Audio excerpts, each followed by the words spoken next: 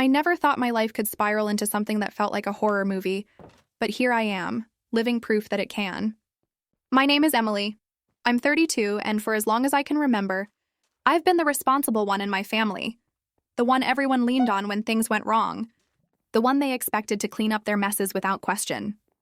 But nothing could have prepared me for what happened the day my brother Lucas decided it was okay to drop his kids off at my house and walk away for a month. Used to think there were two versions of my brother, the charming one other people met at cookouts, and the one who showed up on my doorstep when he wanted something. The latter was the one waiting on my porch that Thursday, pretending to text while his kids stared at an ant trail in the cracks of my concrete steps. It was late afternoon, hot enough that the shadows looked sticky, and he didn't look up until I was standing close enough to smell the cologne he only wore when he was about to sell someone a lie. "Emily," he said, like we'd just bumped into each other at a farmer's market and not after 6 months of silence. "Look at you. Busy bee, you look accomplished." Noah and Lila turned at the same time, like he'd pulled their strings. Noah gave a small wave. Lila ran into me with a plastic unicorn clutched against her chest, the horn bent, glitter flaking onto my shirt. "Hi, Auntie," she said, muffled. "Daddy says we're sleeping over." Those words slid into my ribs like ice. I glanced past them. 2 small suitcases. A canvas grocery bag with a cereal box peeking out. Another bag with a jumble of kids' sneakers and a rolled-up blanket. Not an overnight. Not a casual stop. This was a drop. I made myself smile at the kids and then looked at Lucas. "What's going on?" He did the shrug that always came a few seconds before the ask. "Small favor. You're going to say yes because you're an angel and also because karma." I waited. He sighed theatrically. "Me and Kara need a reset. Everything's been heavy. Work, life. We found a deal on last-minute tickets. We're going to take a few weeks." He paused, scanned my face. A month, maybe, to decompress. I stared at him. "You're going on vacation?" He nodded, brightening like a kid who'd recited the right answer. "Finally. We deserve it. And the kids?" He gestured as if I'd overlooked the obvious solution standing 3 feet in front of me. "They adore you. You adore them. This is like cosmic alignment, Em." A part of me wanted to grab his wrist, to check for a pulse, to make sure he wasn't feverish. Another part of me was 12 again, watching him tell our mother that I'd lost the rent cash when he'd lifted it from her purse. He always said it with that same open face. People wanted to believe him. I used to. "No," I said. Not loud, not angry. Just shape of the mouth, full stop. "I can help for a weekend?" "A month is not happening," he laughed as if I'd done a bit. "You work from home." "I work," I said. "Also from home. You live alone. Not a daycare." He made a face like I'd insulted a waiter. "God, you're so scheduled." "It's 2 kids. They sleep. You put cereal in bowls. You're overthinking this." "We're talking about your children," I said. Not succulents. Noah had drifted closer, listening. He wasn't meeting my eyes. He had his father's tells too. He scratched his wrist when he was nervous. Lila had sat on the step and was pulling lint off her unicorn's tail. "Where are you going?" I asked. "South." He flashed the smile again. "Sun, ocean, vibes. Kara knows you're here." "Why wouldn't she?" "Because you've done this before." That earned me the narrow-eyed look, the one he got when you pressed on the bruise. "You're being controlling." There it was. The word he threw like a dart when he sensed his grip slipping. I felt my pulse climb and forced it down. "You can make arrangements. Leave a notarized letter. Emergency contacts. Money that actually exists. If you want me to do this, do it legally." He dipped his head, smile thin. "You'd call the cops on your own brother?" "I'd call someone," I said. "Because the last time you left them with me for a night, you turned your phone off for 4 days and the school called asking who had custody."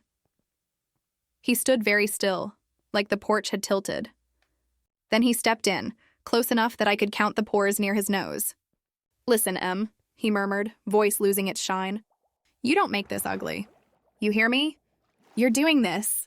You owe me. For what?" It slipped out. He smirked. "For the ways I've kept your little world spinning. For being a good brother when it counted." My vision flashed with old scenes. Him taking my car without asking and returning it with a dent. The month I covered Mom's meds because he forgot his wallet 3 times. The day he convinced me to co-sign his starter truck and stopped making payments 2 months in. Every time I'd been the catch basin. Every time I'd told myself this was what family does. I bent to meet Noah's eyes. "Hey, buddy," I said gently. "How long did Dad say you're staying?" Noah looked at Lucas and then at the ant trail again. "A while," he whispered. Lucas exhaled like he'd been patient too long. "Give me your spare key." "No," I said. He laughed, but it missed humor by a mile. "You don't want this to go sideways. I want you to take your kids home, Lucas." A muscle jumped in his jaw. He squeezed the bridge of his nose and spoke past his teeth. "Last offer. You say yes, this stays simple. You say no, and you'll regret it. Is that a threat?" "It's a suggestion." I looked at Noah and Lila. I looked at the sun sliding lower, throwing heat off the driveway.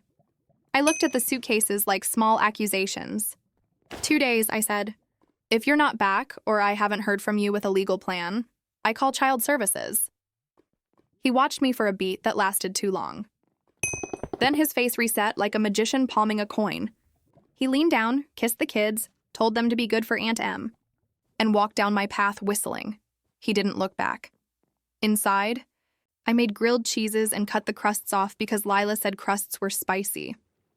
Noah ate in careful bites, reading the cereal box like it was newsprint. I texted Kara. It bounced. I texted Lucas. Delivered, read nothing. I messaged our mother. She sent back a prayer hands emoji, and he said you were being dramatic. I stared at that for a long time. Then put my phone face down and helped Noah with math homework he didn't need help on. Sleep with kids in a new place is a fragile thing. Every pipe ping is an alarm. Lila woke twice and patted in to ask if monsters could climb windows. I told her only if they brought a ladder and forgot to bring one. She laughed and tucked her unicorn under my pillow, so the horn can poke the bad dreams. Day 1 bled into day 2. I took calls from my laptop at the kitchen table and learned the rhythm of cereal bowls, little bodies orbiting, the constant small negotiations of snacks. I left messages with the school counselor. I called the pediatrician listed on a crumpled insurance card I found in Lila's backpack.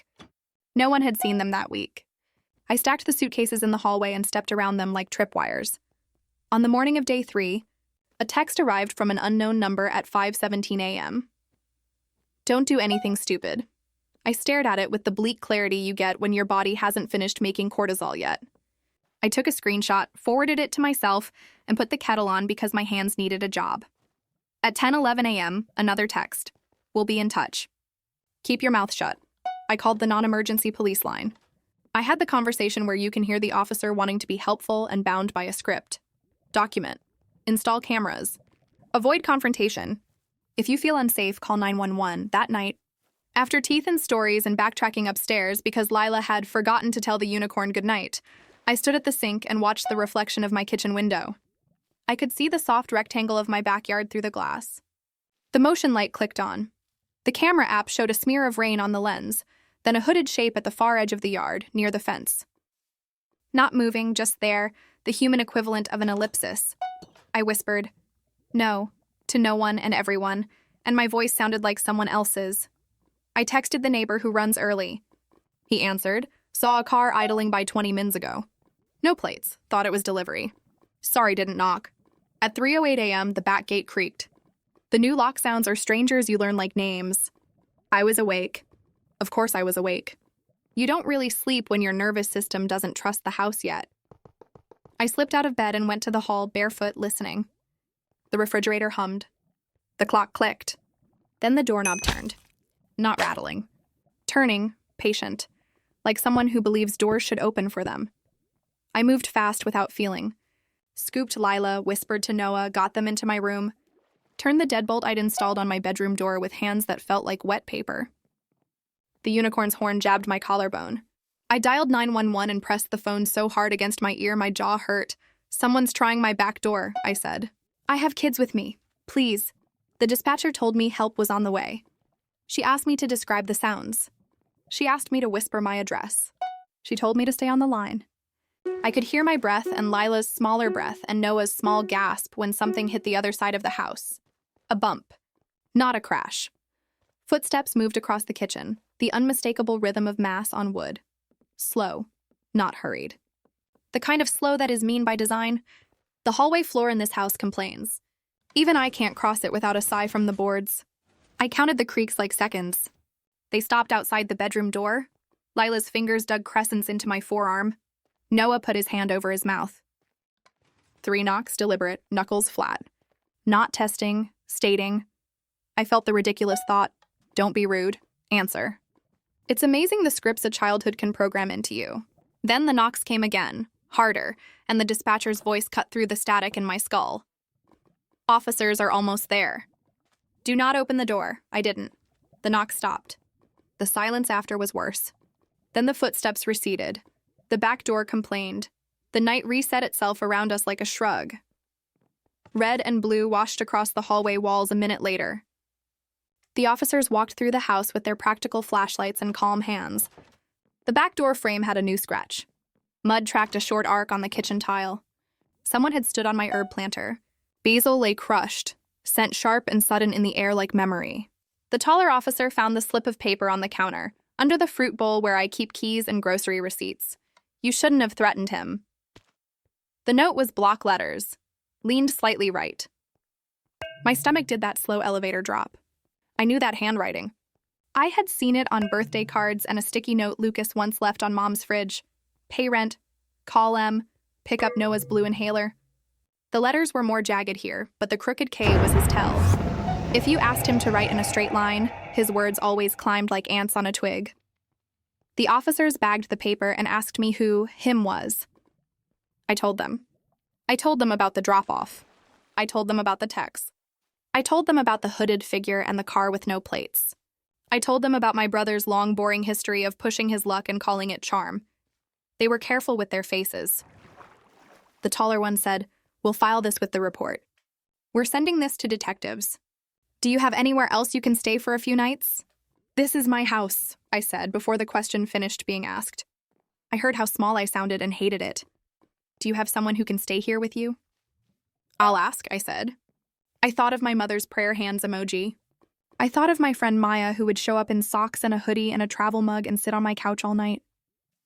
I texted Maya. She texted back, OMW. Bringing coffee, don't argue.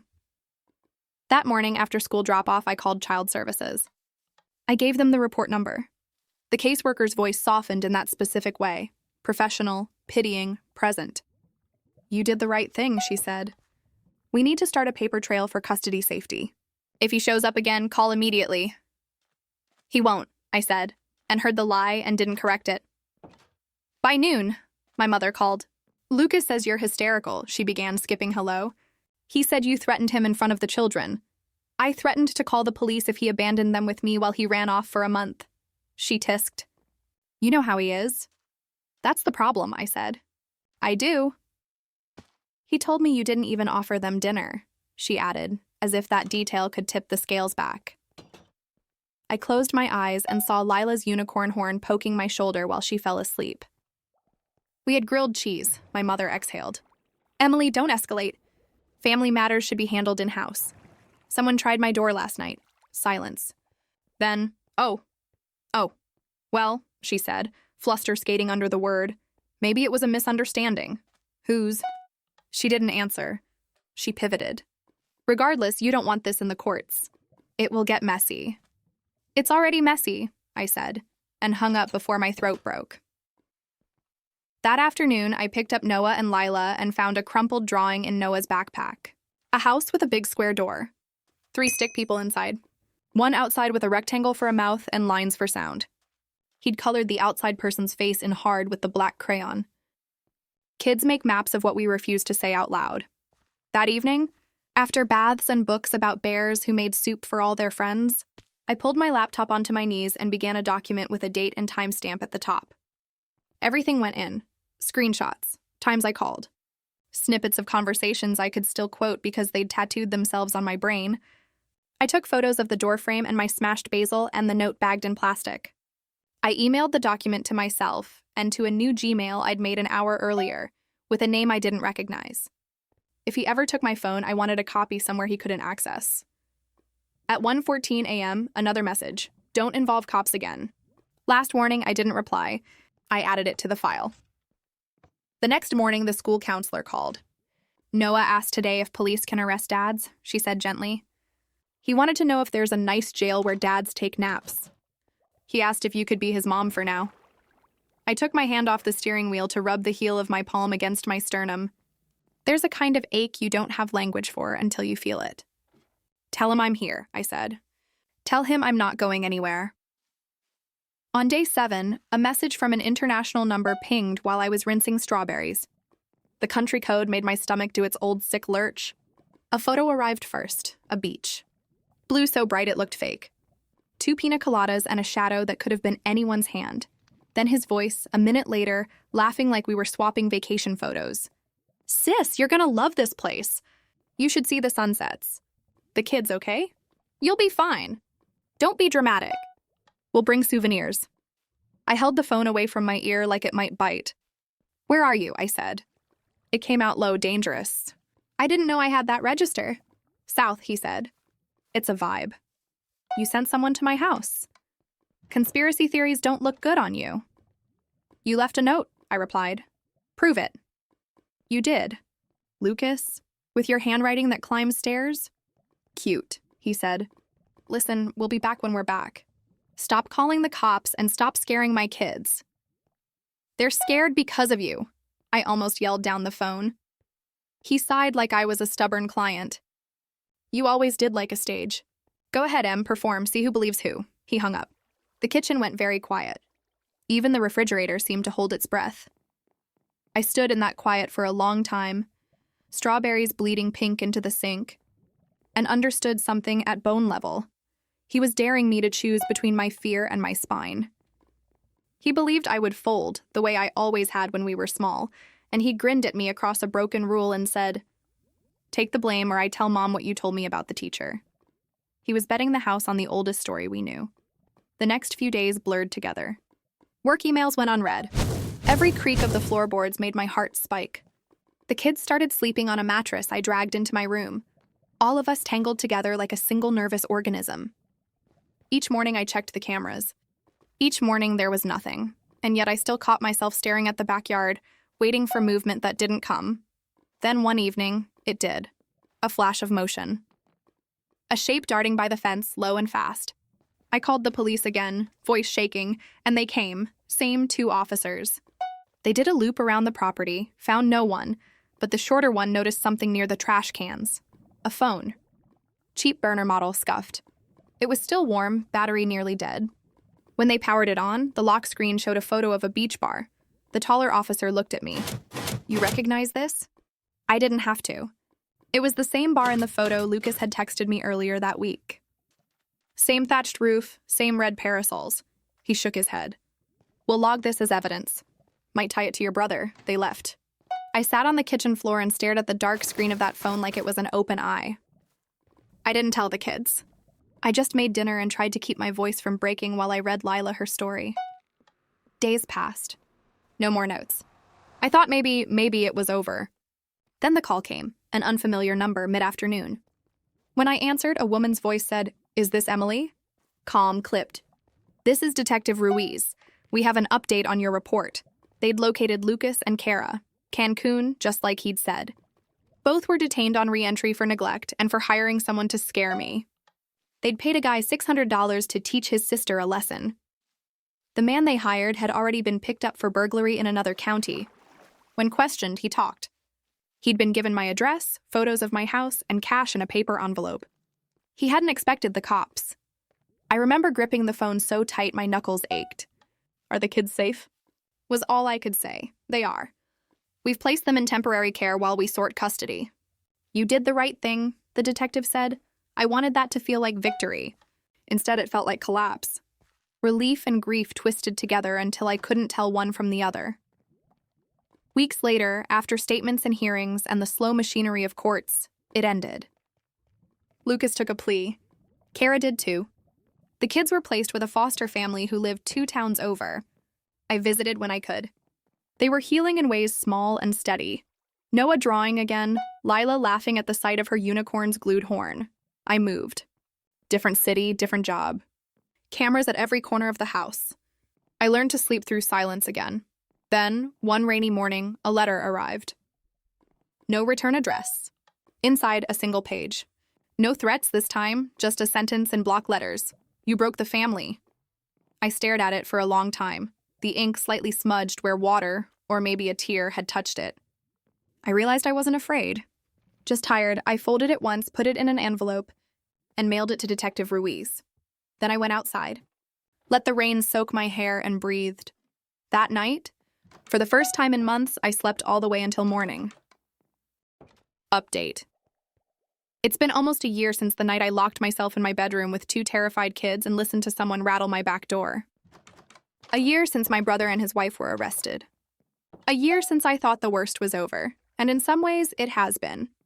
But in other ways, the quiet has its own kind of horror. After everything, I moved 3 hours away.